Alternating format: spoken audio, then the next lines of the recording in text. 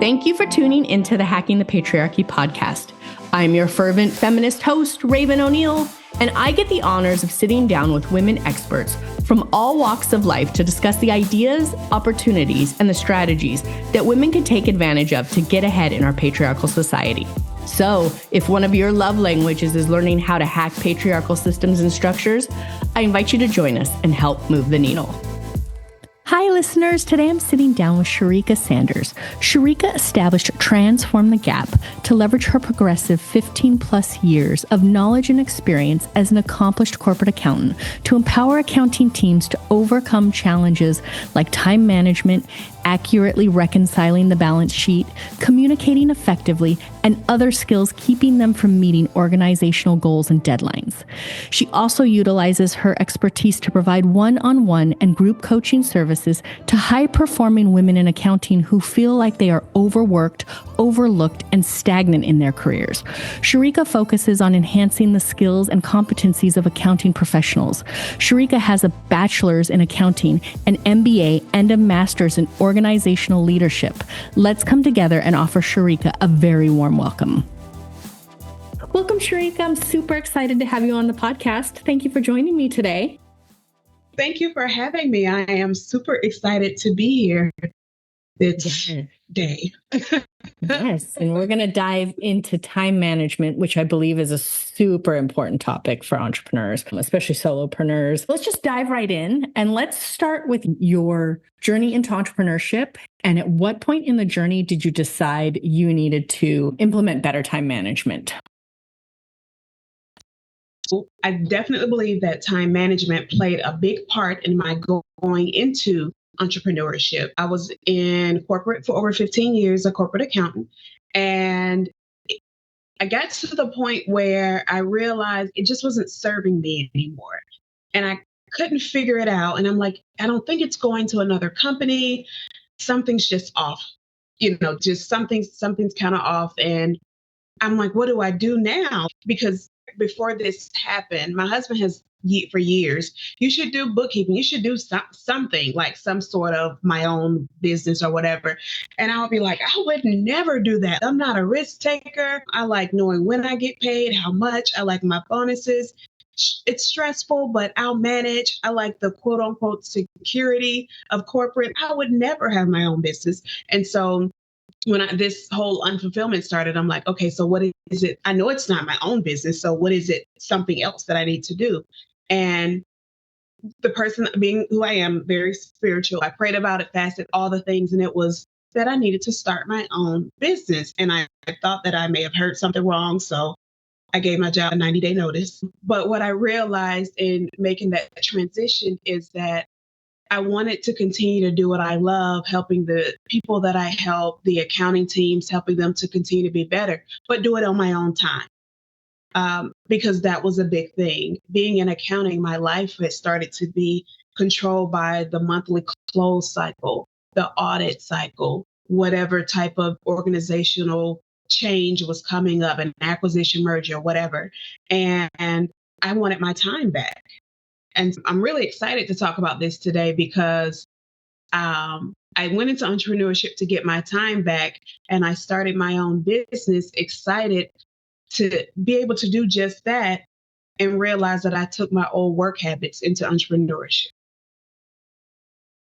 That's a great talking point because the two can be very different. In corporate, you have that set schedule and you have the certain things and there are all these boundaries and you work within those. And then all of a sudden in entrepreneurship, they're sort of gone and you're on your own. You have to hold yourself accountable and it can be overwhelming. There can be so many different ways to dice it. I just want to dig into how you sussed that out, how you figured that out for yourself and what you might recommend for those tuning in. Initially, I realized I was doing it, which doing it was staying up late most nights, if not all night, always in my office on my computer, early morning, during the day, late at night, on the weekends. Whenever I had a moment, this is where I was. And even starting to, as a wife, a mother, even honestly starting to like, well, you guys figure it out for dinner because I need to work on this.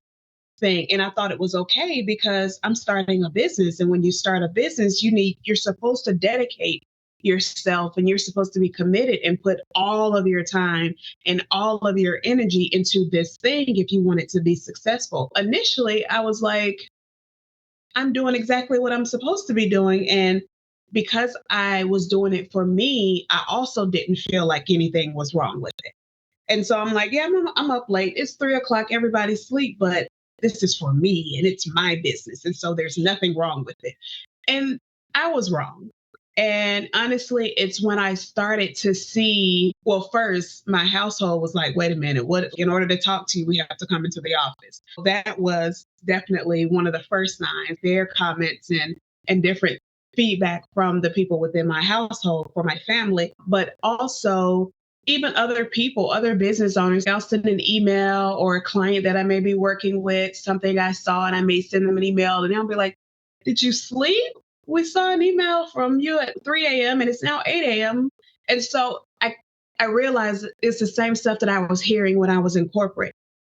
And then on top of all of that, in the first year of business, about 8 or 9 months in, I went for my regular, normally scheduled mammogram, never had any issues. And they called me back and told me I had an early stage of breast cancer, because it forced me to step back, because I didn't really know what was coming up. I didn't really know what to expect. And I knew for that I needed to scale back, because I don't want to start working with clients, then have to stop.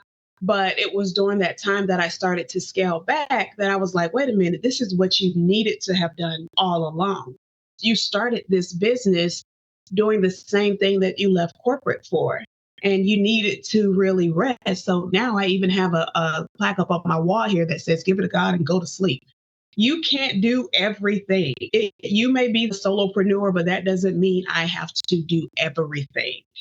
And I think that's one of the biggest things anyone going into entrepreneurship or already in entrepreneurship has to know and realize. There are so many different resources to help us and people to help us. We cannot do it all by ourselves. Those series of things is when I kind of started to realize something has to change.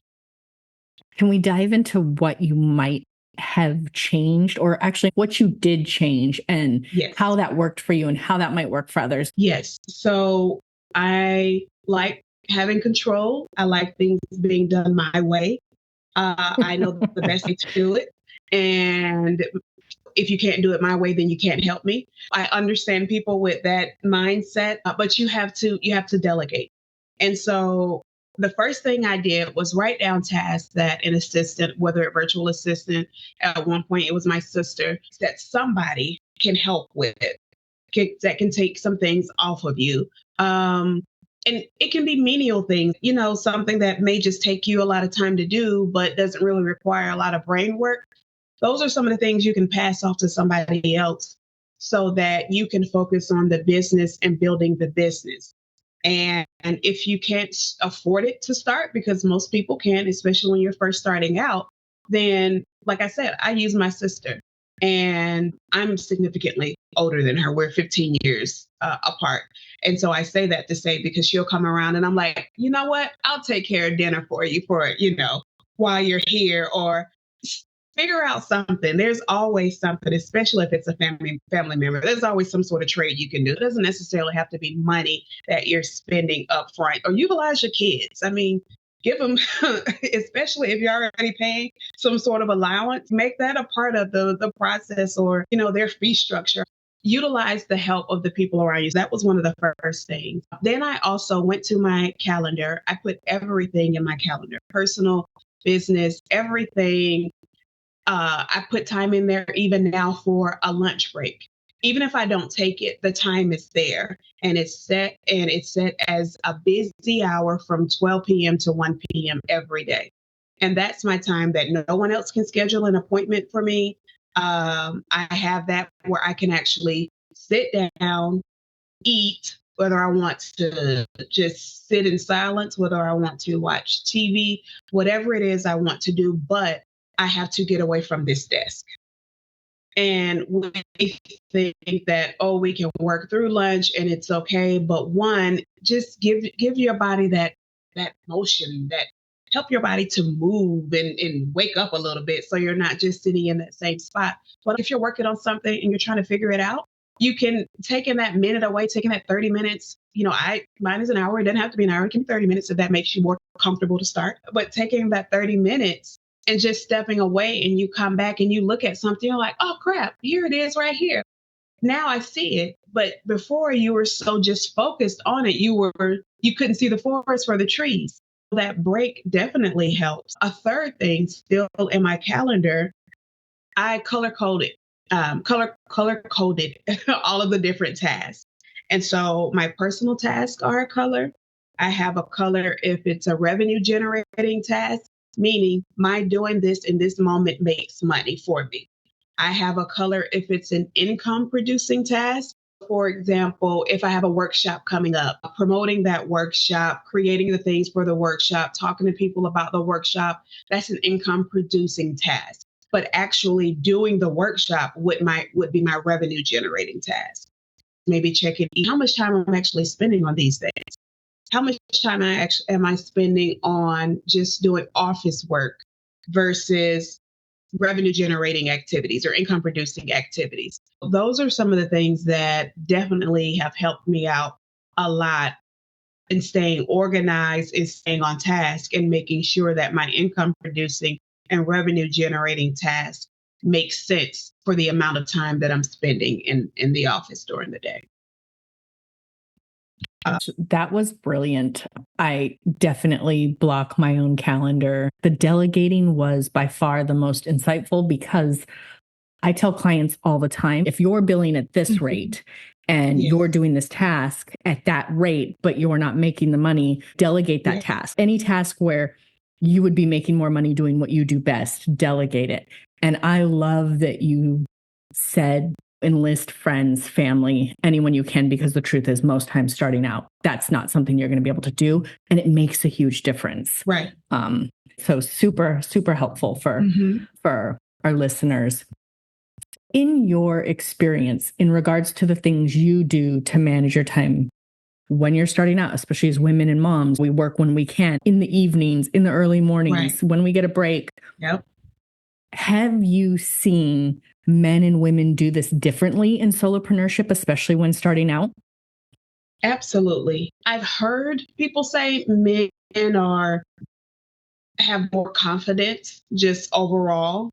And this is more so in the idea of sales, because when you're as an entrepreneur, you're always selling. You're selling yourself, you're selling your brand, you're always marketing. And so what I realized in having those conversations and meeting other men who have their own business, that's what they're about, making the sale, making the connection. And I want to make the connection, but I focus more on the relationship than I find them focusing on. It's all about making the dollar.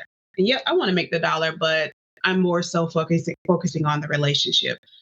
Also, yep, let's meet. But when I look at my calendar, okay, who has a doctor's appointment? Oh, wait, nope, I need to take them to practice. Oh, wait a minute. Nope, I have dinner, because that's one of the things in my calendar, stopping to go prep dinner.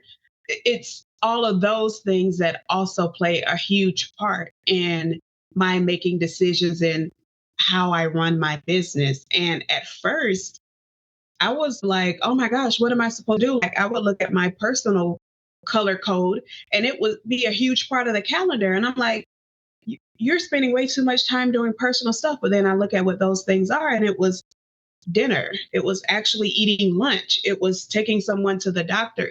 It was things that are required by life and that I enjoy doing as a mother. And so it was, do you need to pull back from being that person to your family? And no, I don't want to do that. I want to keep what I have, being that person for my household. But one of the major things, well, I didn't really know how to put a name on it, but now I have learned, is running my business like a CEO. And I think some men may have picked up on that a little bit quicker than women, because women, we are everything to everybody.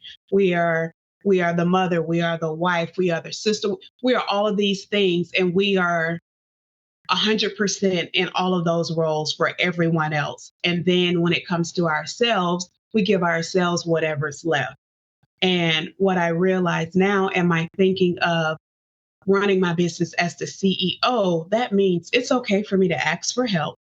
It's okay if I want to end my Fridays at 3 p.m. because that's what I do. It's okay if I have my hour versus 30 minutes, here for lunch each day. Any of those things that are giving me peace and making me feel like I have accomplished something at the end of the day. And for me, it is having those things. It's knowing that I was able to not only work my business, but also be there and supporter for my family. And most men don't really have that same they don't have that same requirement or that same priority, honestly. Thank you for that answer. It's so true. And you mentioned something that I really want to dive into. One thing you said is sales. And I have met several men in my entrepreneurial journey who have said flat out, your number one priority is making money. And as a woman starting out, I was like, no, it's not. It's delivering great customer service. And I want to dazzle my clients and I want to do all these things that better the world. And they're like, no, your number one job as an entrepreneur is to make money. And it took me a long time to realize that. And so again, when I'm advising clients, prioritizing things in the entrepreneurial setting is, does it make money? Do those things first. When you're fleshing out a plan, does it make money in my day? Yes, do that first. But that's the only thing I've really, I guess, taken from that male narrative that I've learned. So maybe, especially in your corporate background, maybe there's a priority. Make money, then this, then this. Do you have any insight into that? Number one, I definitely agree with the making money piece. I think how we go about doing it is completely different. So I believe that men, it's make money, number one. And then number two, find ways to continue making money or making more money from that particular resource. And then maybe three is now we get into connections and networking and relationships to see how that source can help me make more money. And but it's all about still the money, money, money. And for me, when I first started out, I have to make money. That's what it has to be about, make money. But one of the things I realized is that there's a different tone to the conversation. It's when you're about, hey, making the sale, and it's not rude, but versus just building the relationship. You're making sure that you talk about the business, that you talk about what you have to offer, you talk about the benefits that you provide and all of these things. And then other people, mainly men, ironically, will say, oh, she's aggressive. It's a bit much. Like, what is she's on? But I'm doing the same thing you're doing. But you're this great entrepreneur, but I'm doing too much. And a great example. So I have this picture. I had some photos taken early on. And one of the photos I really, really love. And I'm standing there in my suit and looking with my head looking away type thing. And to me, it's just this really powerful picture. And I also love it because I wasn't even posing when the photographer took it. I don't know what I was doing, but she said, I got a really good shot of you and just wait till you see it.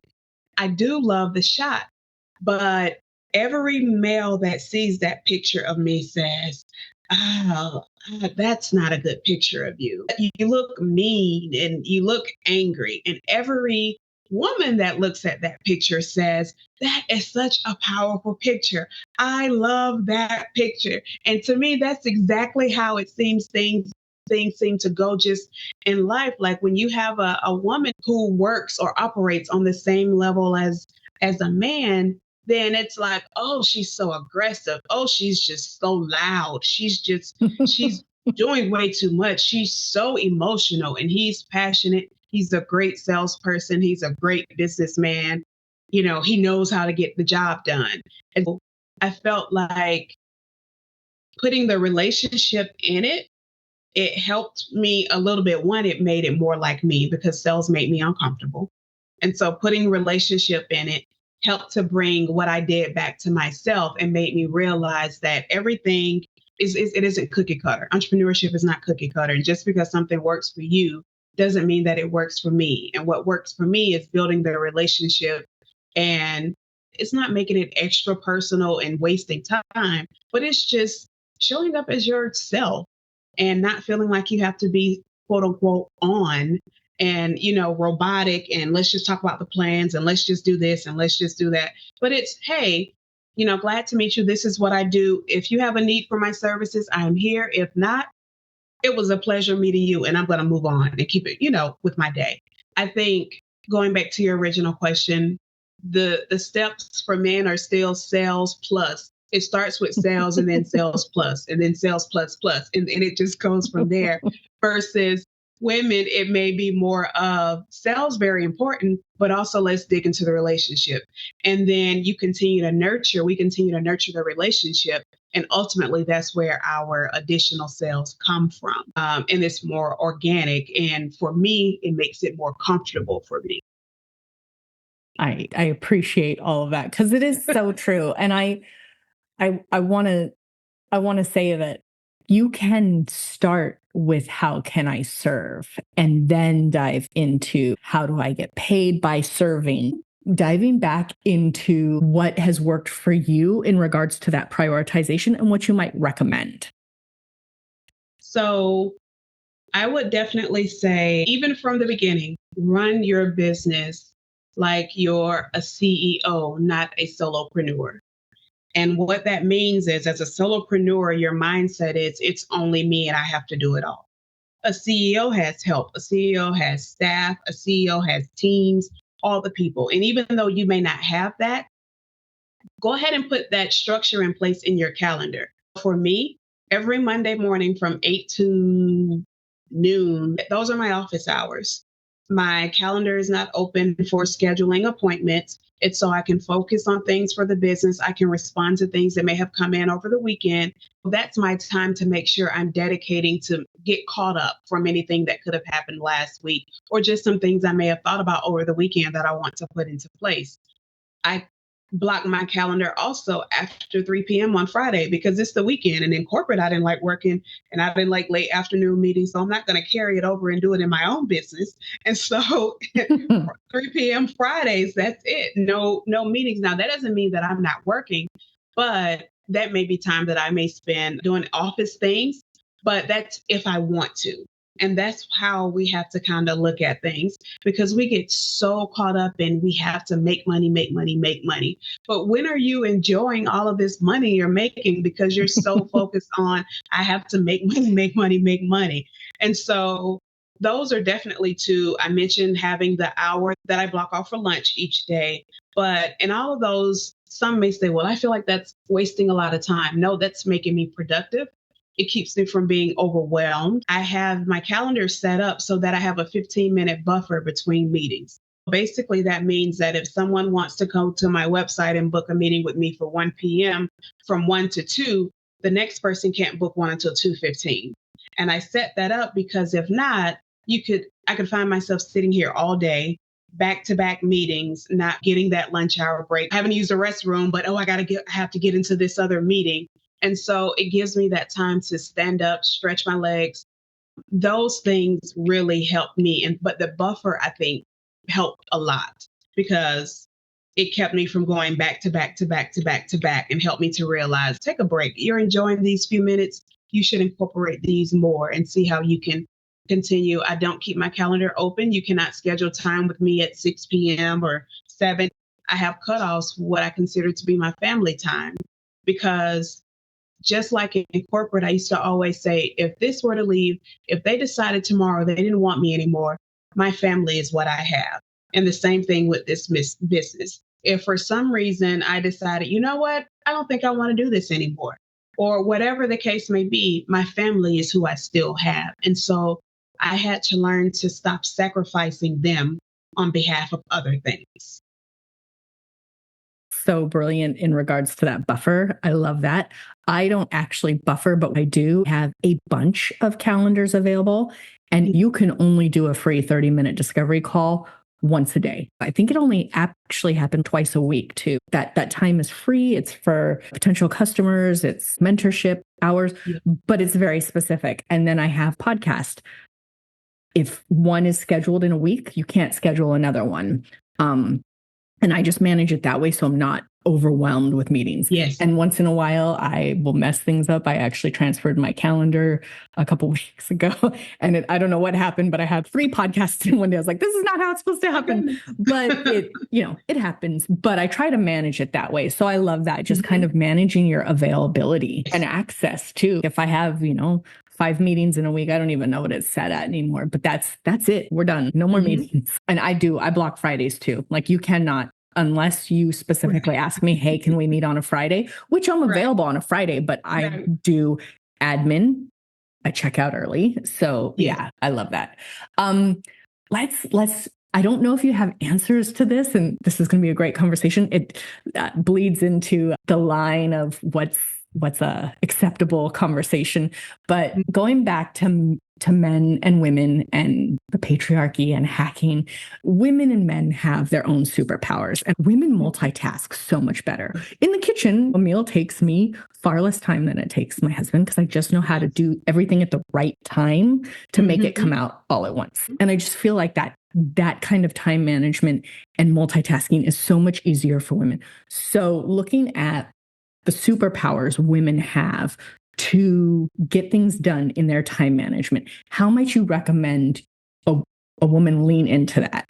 Oh, and I agree. I definitely see it more with women than with men, and even in my own household. And to your exact same point, like I watch my husband do things sometimes. I'm like, oh my goodness, it's taking everything in me to just not say anything or not just, you know what, just get out of the way because it's taking you too long. And that is me. Like I'm all about maximizing my time. While this is happening, what else can I be doing to make sure that I don't like sitting idle, because then I feel like I'm wasting time. Now, if some people need that time to just sit and I don't know, think about whatever is happening next. I don't need it. I need to go. And I think being organized is one of the best ways to understand how to multitask. At the beginning of the week, I definitely like to look at and see what all do I have coming up for me during the week. But when you can organize your calendar, you'll see, oh, I have 3 things going on today. For example, let's say I had to take somebody to a practice because all of my kids are in sports. So let's say I had to take someone to practice, but I also have a call scheduled for tomorrow with a new client, and we're talking about a service that I don't normally offer. So I have to do a little bit of research. So I said, okay, well, this is a 2-hour practice. I don't want to go home and come back. But what I will do is take my notepad. I'll take my idea book. I'll take all these different things that I can use. And while they're at practice, let me start working on this. That way, I'm still utilizing my time, but also being able to provide my chauffeuring services to whatever child needs it at the moment. It's things like that for me. I look for ways in my calendar, especially when it's something that's taking me away from my desk or time that's a non-income producing activity. What else can I do to help make this time beneficial for me? That's how I would say to try to start easing your way into it. And then I think once you're able to do that, if there's a webinar that you missed, because a lot of webinars, we may sign up for them and then, either we have to leave early or we may miss it, things happen. But they say, oh, we'll send you the recording. Okay, great. And this is something I really wanted to listen to. Well, while I'm on the way to do something else or while I'm working on something else, I can have that playing in the background. And then when it gets to what I'm really listening for, now I can write my notes down or whatever the case may be. It's doing those kind of things for me that really helps on the business side to make sure I'm still working in my business, even if I'm not sitting at my desk.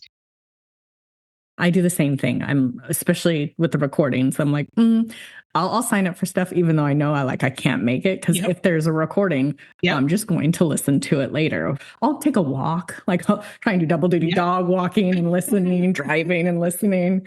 So that's a good one. We're going to start wrapping it up because we're going to run out of time. But I have 2 more questions and we'll just kind of see where it goes from there.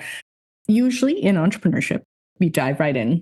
I think you even said that you did this. You'll dive right in, and it's not until there's all these things happening that you're like, ooh, I need to figure this out. And so, and you have to work backwards. You're going to work backwards, get your time management under control because it's probably going to get out of control. How might you advise women who are at that point of, ooh, I need to figure out a better solution?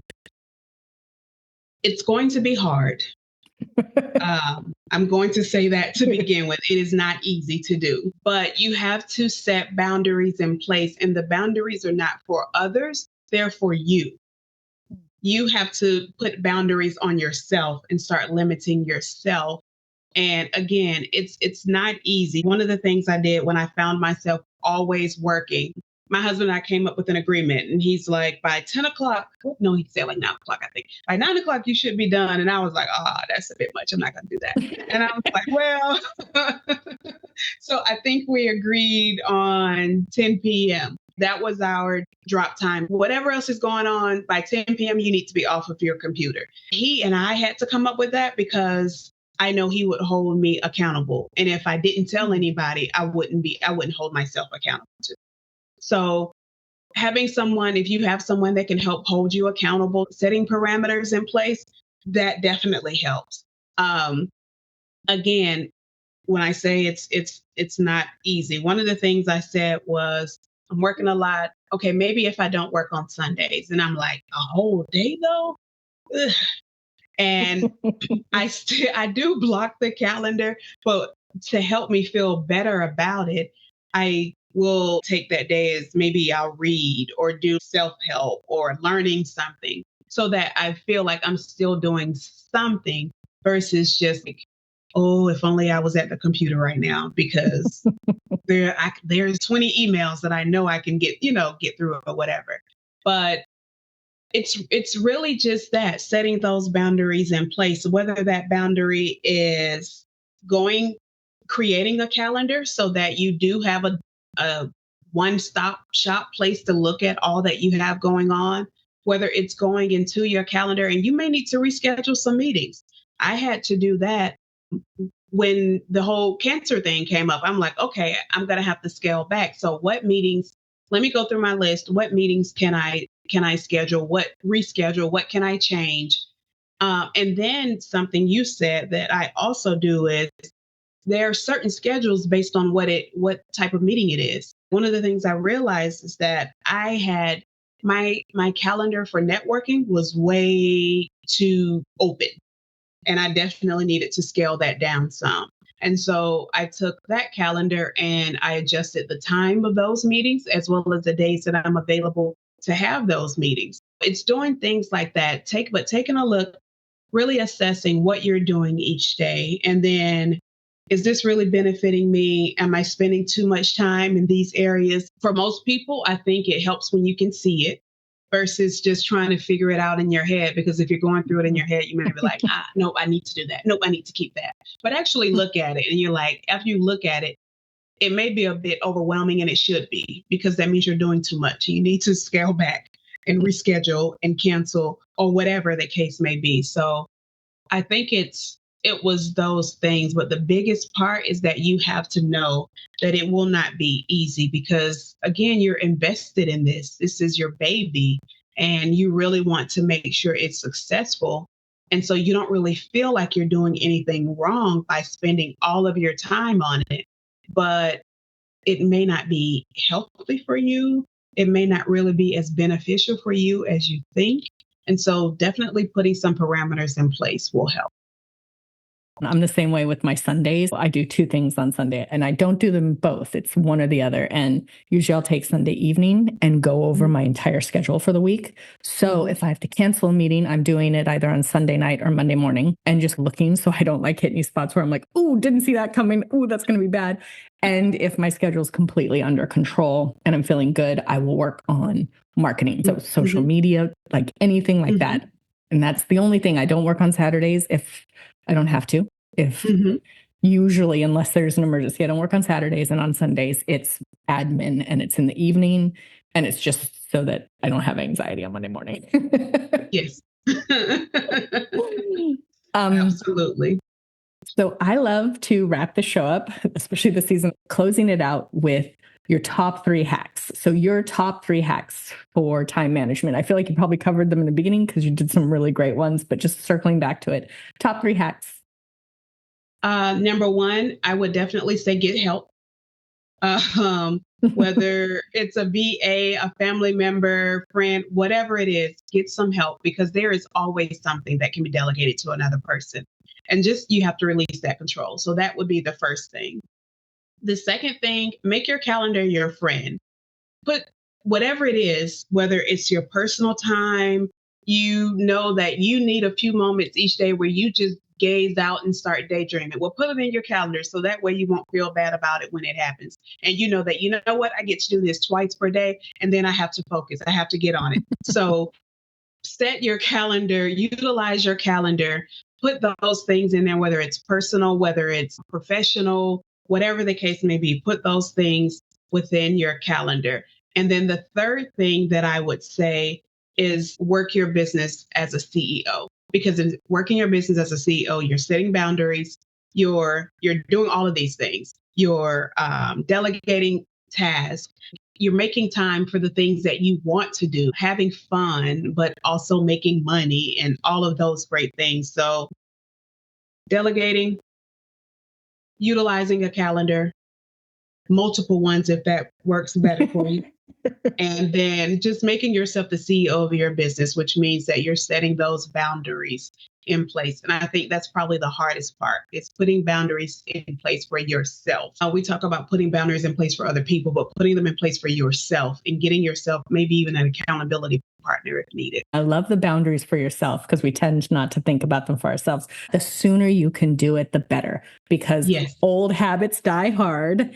And if you haven't set the boundary for yourself and now it's not set for someone else, switching it up is so hard. People are like, well, I had access to you last Sunday. So the sooner you can do a boundary, the better. And it took me years. I think for 3 years in a row, I had my number one goal for the year to learn to set better boundaries. And it took me 3 to 5 years to be like, no, when you say no to yourself or to someone else, it only becomes easier.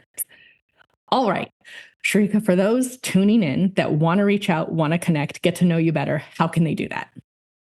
Yes, that you can go to my website, which is Transform the Gap, and that's GAAP. I didn't spell it wrong. That's what it is. Transformthegap.com. And then also definitely connect with me on LinkedIn. Sherrika Sanders on LinkedIn, Sherrika with 2 R's, Sherrika. I love to have the engagement. I love the questions, the DMs, whatever it is, but I'm heavy on LinkedIn. So those are definitely the main 2 places. But Sherrika Sanders on LinkedIn, and then my website, Transform the Gap, which is GAAP.com. I will put those in the show notes. Sherrika, it's been an absolute pleasure discussing time management with you today. Thank you. Same. I have thoroughly enjoyed myself. Thank you so much for tuning in and listening to today's episode. For all the juicy deets on this episode, be sure to check out our show notes or give us a holler on Instagram at Hacking the Patriarchy Podcast. And if you enjoyed this episode and you'd like to help support this podcast, don't be shy. Please share it with your friends. Sharing is caring after all. Lastly, if you'd like to lend your personal support, please take a moment to tell the world about it with a review on your favorite streaming platform. We'd be forever grateful. Tune in again soon to enjoy a brand new episode of the Hacking the Patriarchy podcast. And until next time, keep on hacking, my friends. If you've made it this far, I have one more little thing to share with you. Did you know that this isn't my only feminist endeavor? That's right, there's more. I run a media startup dedicated to providing the most current and pertinent news about women, for women, and by women. Our mission centers on delivering a platform where the latest updates regarding women-led initiatives are extensively covered, highlighting women's actions, accomplishments, perspectives, and other elements that profoundly influence women's lives and contribute to meaningful progress. I invite you to head over to femled.news to learn more.